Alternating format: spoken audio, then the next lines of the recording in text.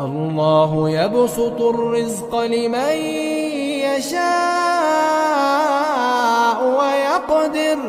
وفرحوا بالحياة الدنيا وما الحياة الدنيا في الآخرة إلا متاع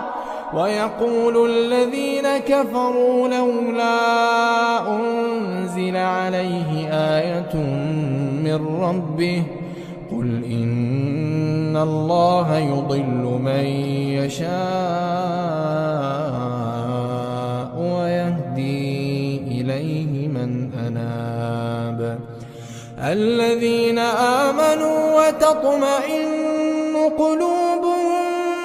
بذكر الله ألا بذكر الله تطمئن